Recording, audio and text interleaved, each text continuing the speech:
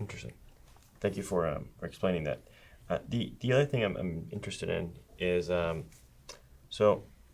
and that I would like to hear your thoughts is the following. So how do you think of so Richard Hamming?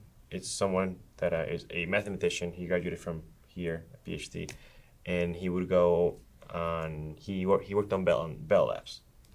So you say this is an actual person I'm talking about? Yeah. So Richard Hamming. So he worked at Bell Labs, and he worked with many interesting people like Bardeen and Hamming and all these people. Yeah.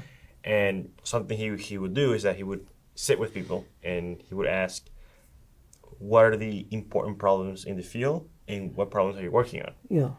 Some people would get mad at him. Some people would be like, "Oh, yes, it's a good question. Thank you for telling me that."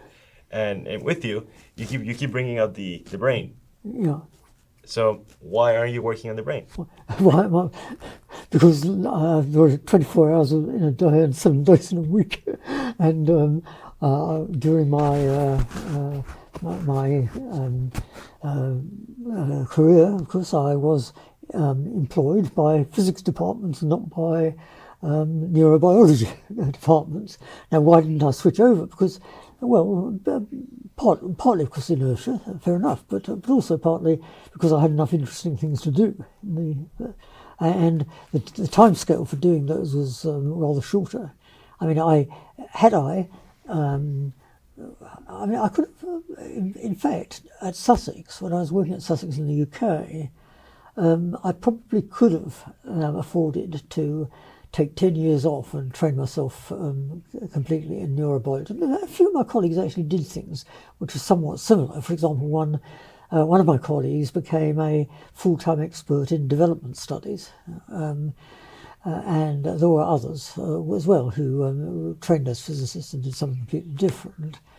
I did it in a sort of minor way, and simply switching from my low temperature interests into the foundations of quantum mechanics. I mean, within the physics community, as it is currently constituted, that was a sort of fairly major switch. Right. I didn't go further than that. I could have. Who knows what would have happened? I mean, I might have made some interesting discoveries in neurobiology. I might have just run into a brick wall. Who knows? So, I don't know.